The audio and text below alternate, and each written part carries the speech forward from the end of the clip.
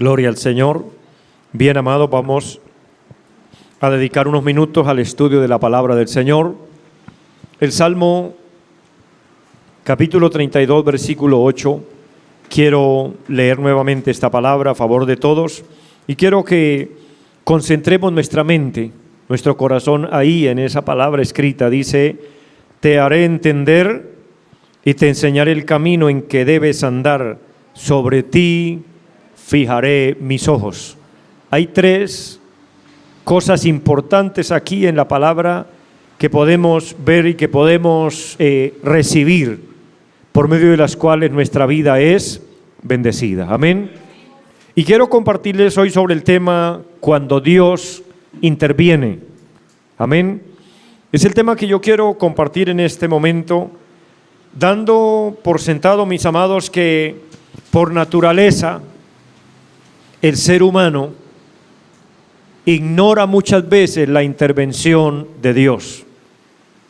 Por eso de ahí he podido sentir de parte de Dios el deseo de compartir esta palabra para que su vida, mi vida, sea bendecida, seamos bendecidos y nos podamos dar cuenta la gran bendición que hay cuando Dios interviene. Amén.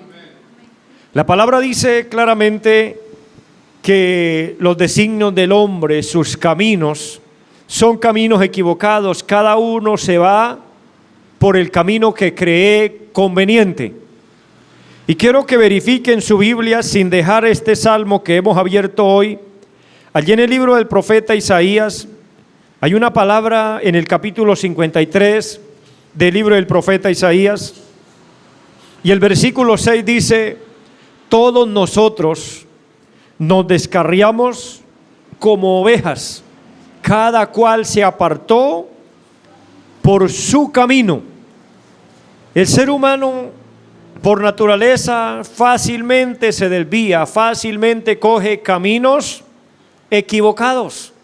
El texto sagrado dice: todos nosotros nos descarriamos como ovejas.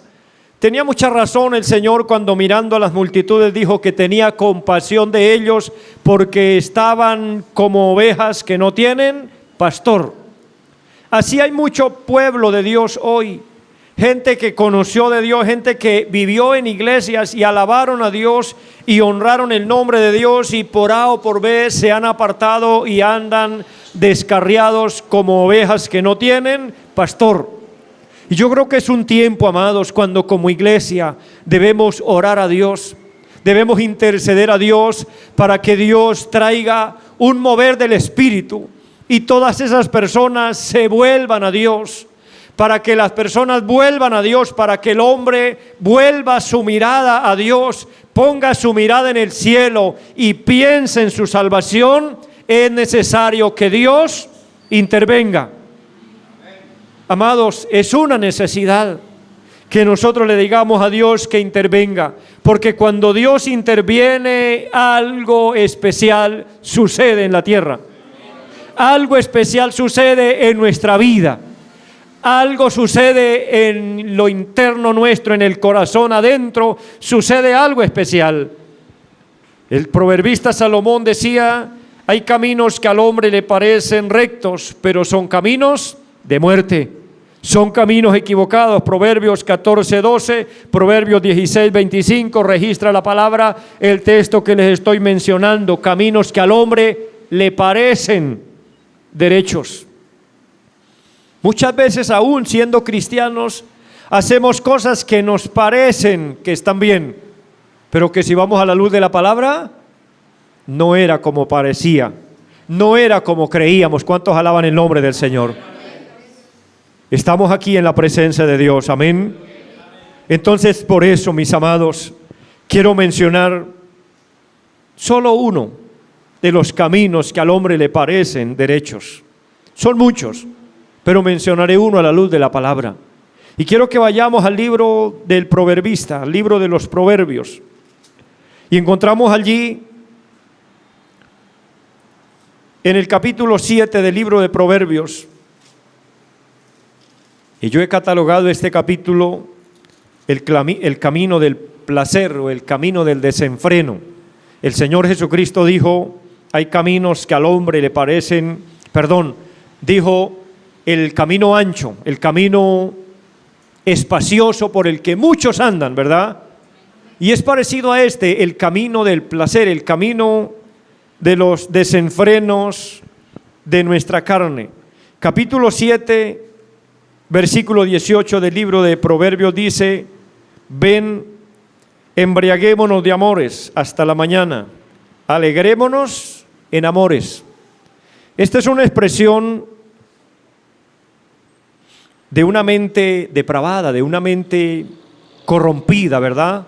De una mente carnal, de una mente mundana, de una persona que solo piensa en el placer mundanal, que solo piensa en el placer y gusto de su carne. Y mire el desenfreno que desata todo esto. Por eso, amado joven, amada joven, cuando alguien le susurre al oído estas palabras, rechácelas en el nombre de Jesucristo.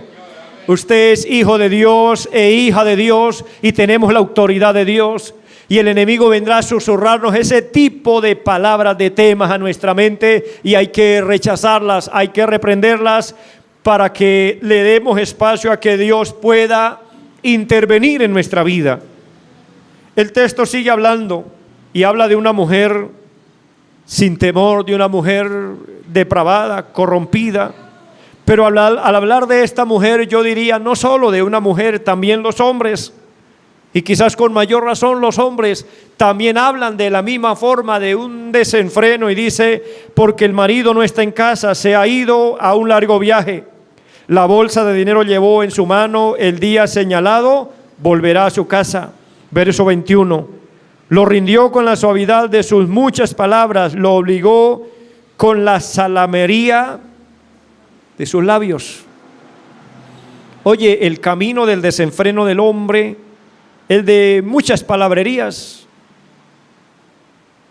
Esto especialmente para la juventud, pero ¿por qué no decir también para los demás edad y aún para la adolescencia? Porque la palabra es para todas las edades, amén. Quizás llegue esa suavidad de muchas palabras, muchas cosas. Es como el hombre que queriendo conquistar a una chica le dice: mamita, mi amor, mi vida, no sé cómo más le diga, le voy a bajar la luna. Pero la torpeza no es tanto que él le diga que le va a bajar la luna, sino que ella le cree. ¿Cómo se catalogaría una mente así, una muchachita que se deja creer de eso? Esas promesas tan mentirosas, tan falsas, y son capaces que las cree. Eso es lo que el texto está diciendo. La suavidad de las muchas palabras obligan a doblegar la persona hasta rendirla. Verso 22, al punto se marchó tras ella como va el buey al degolladero. Mire que el desenfreno del camino del hombre, o el hombre en el camino desenfrenado de sus impulsos, va como el buey al degolladero. Algunos me están mirando como bravo, yo no sé si es que no les está gustando la palabra, pero aquí está escrita, yo tengo que hablar lo que está escrito aquí, amén, gloria al nombre del Señor, porque yo quiero que usted no sea ese tipo de personas que vaya en ese camino equivocado, amén.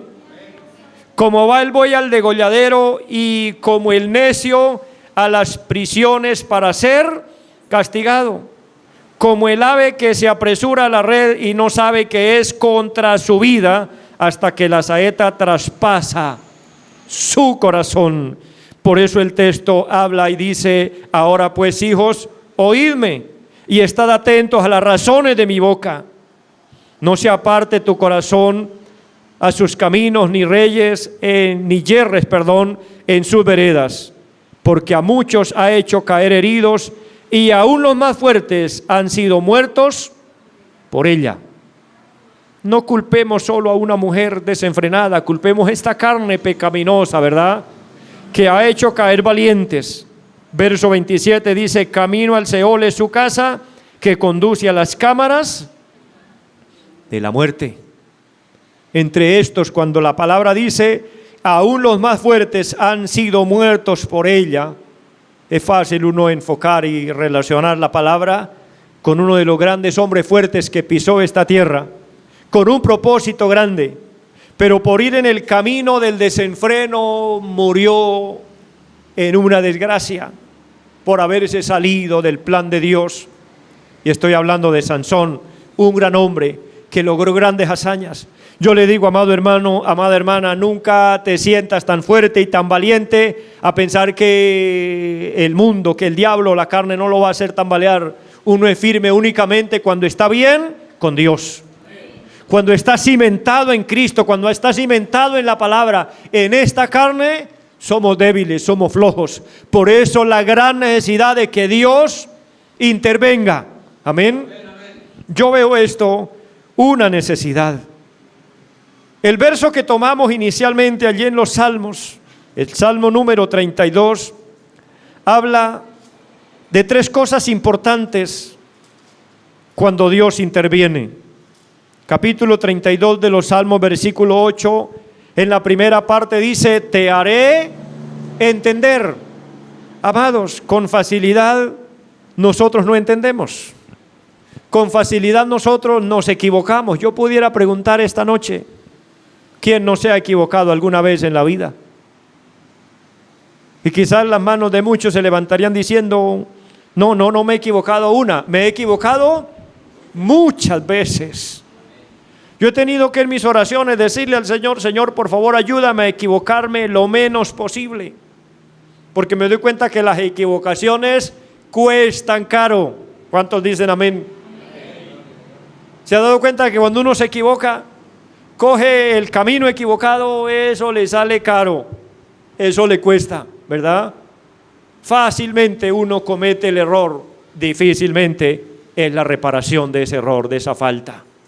¿Y por qué vienen los errores? ¿Por qué vienen las faltas? Porque nos falta entendimiento, y ese entendimiento viene de Dios. Y cuando Dios interviene nos está dando hoy una promesa maravillosa, te haré entender. Quiere decir, nos abre el entendimiento. Quiere decir que nos da sabiduría. Amado hermano, una de las oraciones más sabias que debemos hacer, en las que estamos seguros que es la voluntad de Dios, es decirle, Dios, dame sabiduría. En el Salmo número 1 de la carta del apóstol, el capítulo número 1 de la carta del apóstol Santiago dice, si alguno tiene falta de sabiduría, pídala a Dios, y Dios le dará abundantemente y sin reproche. Si tenemos falta de sabiduría, y en la vida necesitamos sabiduría para todo, amén, hasta para sentarnos a la mesa a comer necesitamos sabiduría. ¿Sí me hago entender? Usted en su casa, allá solito, a solas, puede comer como usted quiera. Algunos hasta para que les rinda, cogen el plato o hasta dicen, eso no me traigan el plato, tráigame en la olla para acá. Y coge la olla y se la suerve todita ahí. Pero usted va a sentarse con gente fina, con gente un poco más, de más cultura, más educada, y eso lo van a señalar y dice, ¿de dónde salió? ¿De dónde lo sacaron? Porque le hace falta tener como unos modales de educación, ¿verdad? ¿Sí me hago entender? ¿Amén? Quisiera oír más aménes porque me tratan de azarar ustedes, que los veo como muy serios. Gloria al Señor. Entonces es de suma importancia decirle al Señor, Señor, dame sabiduría para conducirnos en la vida, amén, para tomar decisiones en la vida. Sí que es necesario tener sabiduría. Y la promesa de la palabra hoy está llegándonos diciendo, te haré entender. Mire, cuando Dios interviene en su vida, Él le da entendimiento, Él le da sabiduría. Pero el versículo sigue hablando, dice en la segunda parte, y te enseñaré el camino en que debes andar. Qué lindo y qué hermoso que el Señor nos enseñe el camino en el que debemos andar. Les recuerdo, no es por donde nosotros creíamos conveniente, es por donde Él quiere llevarnos. Ese es el camino correcto, ese es el camino sabio. De ahí la gran necesidad de que Dios intervenga. Pero hay una parte sobrenatural del versículo, no sé si a usted lo bendice, a mí me bendice.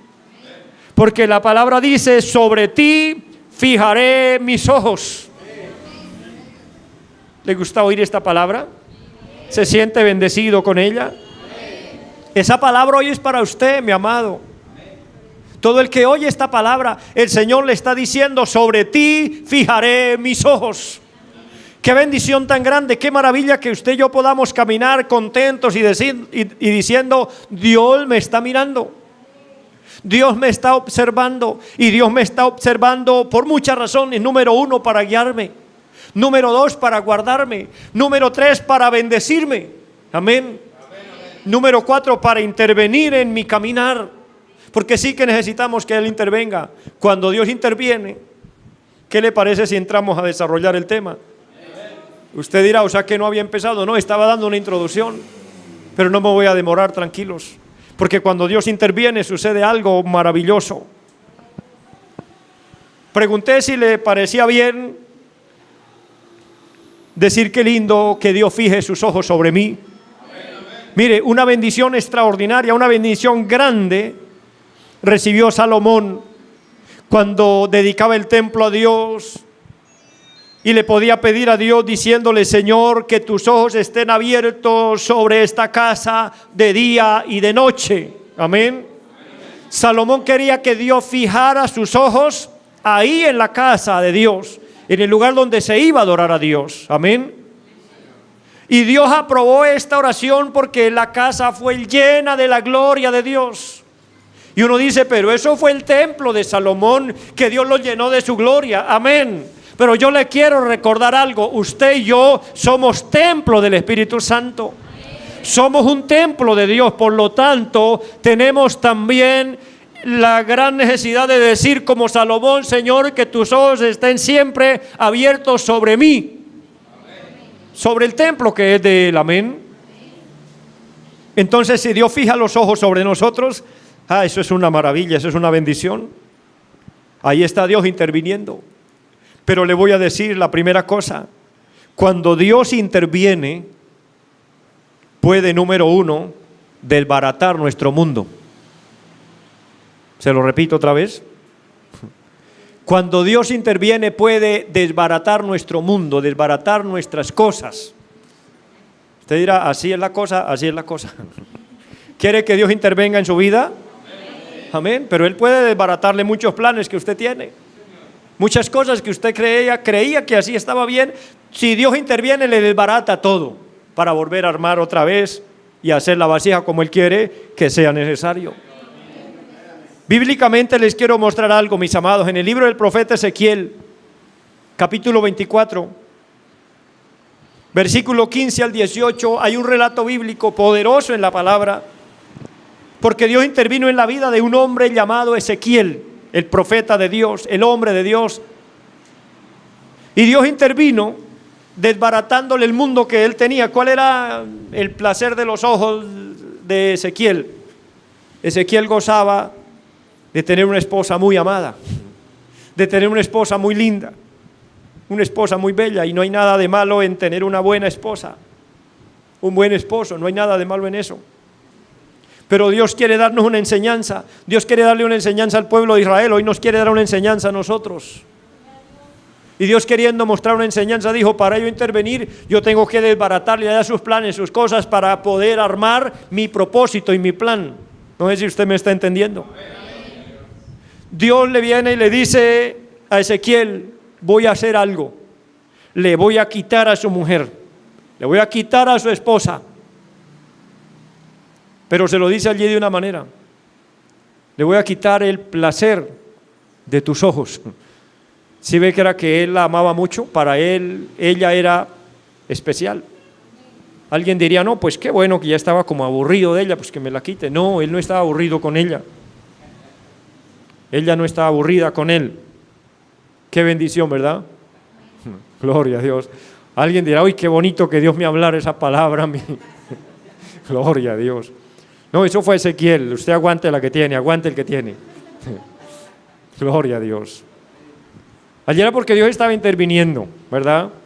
Si no estás tan a gusto como estás, dígale: Señor, intervenga, y verá que el Señor va a intervenir, pero no quitándosela ni quitándoselo, sino arreglando el asunto, arreglando las cosas. Amén. Gloria a Dios. Pues Ezequiel, Dios le dijo: te voy a quitar el deleite de tus ojos, pero con una condición: no vas a llorar. Oye, ¿cómo ves las condiciones de Dios cuando Dios interviene? Quitar un ser querido y prohibirle hacer luto, prohibido llorar. Así que me hace el favor y no se viste de luto, no se pone a llorar, haga como que nada pasó. Y Ezequiel debía obedecer y hacer lo que Dios le había dicho. Quizá Ezequiel hubiera dicho: amén, Señor, ¿y eso para cuándo? ¿Me va a dar 20 años para prepararme? No, pues dice que por la mañana Dios le dio la palabra y a la hora de la tarde su esposa se murió. Eso fue así, rapidito. Cuando Dios interviene, cuando Dios mete mano, es rápido. Amén. Dios puede desbaratarle su mundo, mi mundo, sus planes, mis planes. Dios puede desbaratarlos para poder él armar los suyos propios. Amén. Por eso, si Dios le ha desbaratado planes a usted, de pronto en esta noche Dios le estará hablando y le estará diciendo a su corazón: no te pongas a llorar por lo que le desbaraté, por lo que le quité. Es que quiero darle algo mejor. Amén. Es que quiero hacer algo mejor en tu vida. Porque a veces Dios nos quita cosas para darnos mejores cosas, pero uno no quiere desprenderse de lo que Él quiere hacer. Y ahí hay que dejarlo que Él intervenga. Amén. Mire, Dios interviene de otra forma. En la misma vida del profeta, Dios intervino alterándole su comodidad. Cuando Dios interviene en nuestra vida, puede alterar nuestra comodidad. ¿Qué hizo Dios? Le dijo al profeta: le voy a poner un reto. Tiene que dormir 290 días por un lado. Acostarse solo por un lado. Yo le pregunto: ¿cuántas vueltas da usted en la cama en la noche? ¿Qué tanto se acomoda en la cama? Usted dirá: yo no sé, porque yo doy vueltas hasta dormido. Amén. Pues coloque una cámara que lo enfoque toda la noche y duerma a ver, para que al otro día cuente a ver cuántas vueltas da. Eso algunos dan tantas vueltas que se acuestan con la cabeza hacia arriba, la cabecera de la cama, y amanecen con la cabeza hacia abajo. De puro que giran en la cama, acomodándose. Pues resulta que al profeta Dios le dijo: te prohíbo que te muevas. Te acuestas de un solo lado 290 días. Y después tenía que cambiarse del otro lado. No era otros 290 días, era otros días más que tenía que hacerlo del otro lado. Eso significa que Dios muchas veces interviene alterando nuestra comodidad, quitándonos parte de lo que a nosotros nos parece tan bonito, tan agradable. Pero Dios nos dice: deja de hacer eso para que te dediques a lo mío. Amén. Gloria al nombre del Señor. Para que busquemos su presencia. Las citas que estoy recitando están en Ezequiel capítulo 4, versículo 4 al 6, capítulo 4, versículo 14 y 15. Cuando Dios interviene, número 3, puede cambiar nuestro rumbo. Dios le ha cambiado el rumbo a muchos hombres en la vida, pero voy a mencionar dos rápidamente.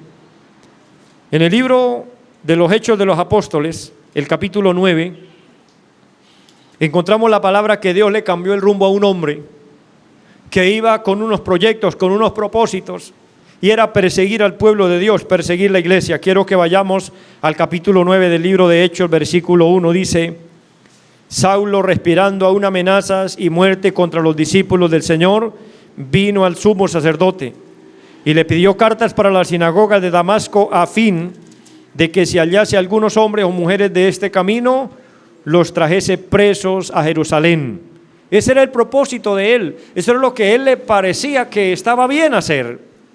Mas yendo por el camino, versículo 3 dice: aconteció que al llegar cerca de Damasco, repentinamente le rodeó un resplandor de luz del cielo, y cayendo en tierra oyó una voz que le decía: Saulo, Saulo, ¿por qué me persigues? Entonces dice el verso 5, él dijo: ¿quién eres, Señor? Y él dijo: yo soy Jesús a quien tú persigues. Dura cosa te es dar coces contra el aguijón. Lo que Dios le dijo fue: hasta hoy tuviste permiso de hacer lo que hacías, hasta hoy, no más. Amén. Y cuando Dios interviene, habrán momentos en nuestra vida que nos dirá: hasta hoy tenía permiso, ya no lo vas a volver a hacer nunca más. Amén. Y esta palabra recíbala alguno a quien Dios le esté hablando hoy.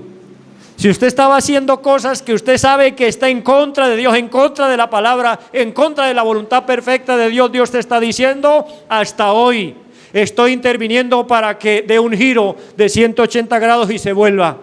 Amén. Y haga conforme a la voluntad de Dios. Allí Dios le paró el carro a Saulo. Le dijo, no más. La gente dice que el caballo, en ninguna parte de la Biblia he encontrado que el caballo, pero probablemente montaría en unos caballos, en unos carros que habían, como fuera.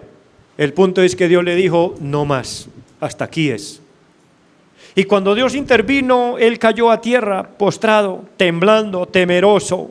Versículo 6 dice, él temblando y temeroso dijo, Señor, ¿qué quieres que yo haga?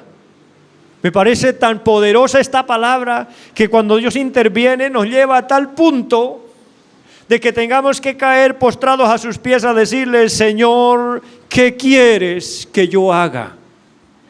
Ahí es donde de verdad estamos rendidos a sus pies, esperando la intervención maravillosa del Señor. Qué hermoso que Dios intervino en nuestra vida, ¿verdad? Porque nosotros como Saulo íbamos en caminos equivocados, haciendo cosas a nuestro parecer. Dios, al igual que con Saulo, se nos presentó un día en nuestro camino. Porque yo le recuerdo, cada uno de nosotros tenemos un testimonio por qué estamos aquí en la iglesia sirviendo al Señor. Amén. Porque nuestros pensamientos eran otros, porque nuestros proyectos eran otros, nuestros caminos eran otros. Pero un día el Señor, como a Saulo, se nos paró en el camino y dijo, hasta aquí, da la vueltica. Y entonces nosotros, gracias al Señor, entendimos. Los que hemos entendido, hemos dado la vuelta y hemos seguido el camino agradable del Señor. Porque aceptamos la intervención de Dios. Él cambió nuestro rumbo. Pero también hay otro personaje en la Biblia que aún yendo en dirección equivocada, Dios se las arregló para llevarlo donde Él quería llevarlo. Porque yo le recuerdo, mi amado hermano, Dios interviene en nuestra vida, Dios interviene en la vida del hombre cuando está perdido en el pecado y lo vuelve hacia Él. Con nosotros lo hizo y a Dios le damos la gloria. Amén. Pero ahora que estamos en Cristo, no deja de haber momentos en la vida en que queremos coger como el camino equivocado. Dios nos dice que es para Nínive y nosotros decimos, no, es para Tarsis, ¿verdad? Y esto tiene una connotación muy grande. Estuve averiguando, estuve investigando por qué Jonás quería irse para Tarsis. El texto original en el libro de Jonás dice, porque quería irse lejos de la presencia de Jehová. ¿Cómo lo ve? Hay veces que quiere uno irse como lejos de la presencia de Dios, como apartarse, ¿verdad? ¿Y sabe qué tanto era lo que él quería irse? No era como cambiarnos de ciudad, de Piedecuesta a Bucaramanga, no. Cambiarse de Nínive a Tarsis, en dirección geográfica, hay 5.911 kilómetros de distancia. No sé si alguien puede calcular el territorio. 5.911 kilómetros separaban Nínive de Tarsis. Y Dios le había dicho, ve a Nínive, pero él encontró una nave que viajaba para Tarsis y dijo, esta es la mía, por aquí es que yo me voy. Por aquí que me parece a mí mejor. Y se fue. Oye, dice que con la opción de irse lejos de la presencia de Jehová. Tenía tanta razón el rey David cuando dijo, ¿a dónde me iré de tu espíritu? ¿A dónde huiré de tu presencia? Si subiere a los cielos, allí tú estás. Si bajare a lo profundo de la tierra, allá tú estás. Si me fuere a lo profundo del mar, imagínate que David llegó a pensar irme a lo profundo del mar y allá en lo profundo abrir un hueco y hacer un subterráneo, hacer un búnker se llama, ¿verdad? Y meterse por allá para ver si allá se le escondía a Dios pero se dio cuenta que allá estaba la mano de Dios, dijo, no, allá también tú me guiarás, allá estará tu mano. Entonces, ¿a dónde? Amado hermano, a Dios no le podemos esconder. Dios nos ve en el lugar donde estemos. Y qué lindo que Dios interviene cuando uno a veces hace ese plan de irse lejos. Dios interviene, amén. Y Dios interviene porque nos ama. Él te ama mucho, se ha intervenido en su vida. Si usted ha hecho planes y ha querido apartarse, ha querido huir como Jonás, pero Dios ha metido mano y le ha dicho, no señor, por allá no es la cosa. Así ya esté en el transporte, en el viaje, ya va de viaje, pues Dios es capaz que lo deja, así lo deje sin maletas como Jonás, porque Jonás perdió hasta la maleta que llevaba. ¿Se acuerda? Que él se subió al barco y se fue. Y le voy a mencionar rápidamente 7 milagros que Dios hizo para volver a Jonás al lugar correcto. Y 7 milagros Dios puede hacer para intervenir en nuestra vida y ponernos en el lugar donde Él quiere que estemos. Amén. El primer milagro que hizo Dios fue levantar una gran tempestad. Capítulo 1, versículo 4 del libro de Jonás. Ese es un milagro soberano de Dios. Mire, cuando usted quiere alejarse, irse lejos, Dios le levanta en su vida una gran tempestad que usted no tiene opción y dice, hay que hacer algo para que esto se aquiete. Lo importante es entender cuando estamos en esa tempestad por nuestra causa y volvernos a Dios. Amén. Lo segundo que Dios hizo fue guiar la suerte, implicando a Jonás. Para los que no han leído muy bien el pasaje, cuando le hablo de guiar la suerte, capítulo 1, versículo 7 del libro de Jonás, es que los hombres que iban en la nave echaron suertes. Era una manera de probar a ver quién tenía la culpa, y Dios guió todo para que cayera la culpa sobre Jonás. Ahí Dios estaba metiendo mano. Gloria al Señor. Que quedara él como que él estaba señalado, él era el que estaba equivocado. Quedó mal delante de los que iban. El tercer milagro que Dios hizo fue que Dios aquietó el mar, pero Dios aquietó el mar cuando echaron todos los enseres al mar, botaron todo. Y para que el mar se aquietara tuvieron que coger a Jonás y echarlo al mar. Y entonces el mar se quedó quieto. Mire, uno se puede ir lejos de la presencia de Dios, pues si la tempestad no es suficiente, Dios dice, quiere tomar agüita, pues venga al vago a tomar agüita un ratito. ¿Ve? Él tuvo que dejarse coger de los que iban a cargo del barco y que lo lanzaran al mar. El cuarto milagro que Dios hizo fue que preparó un gran pez y el pez se tragó a Jonás. Capítulo 1, versículo 17. Pero hay un quinto milagro. Jonás en el vientre del pez duró 3 días y 3 noches. Y es milagro sobrenatural que Dios interviniera para que Jonás no se muriera. Es decir, que Dios intervino para que ese pez no hiciera el proceso de digerir la comida, porque el pez se comió a Jonás pensando que era su almuerzo, pero Dios le dijo, ese almuerzo no se lo come, ese almuerzo es para que usted me va a servir ahorita es de transporte, porque no puede digerirlo. Usted leerá el libro de Jonás y encuentra que Jonás allá en el vientre del pez, allá sí oraba, allá sí clamaba, allá sí pedía misericordia. Si se arrodilló, yo no sé si se arrodilló, no sé cómo, en qué posición lo hizo, pero allá él tenía que clamar a Dios. Y tenía que clamar a Dios porque Dios estaba interviniendo. Y el sexto milagro que Dios hizo fue que el pez trasladara a Jonás a tierra.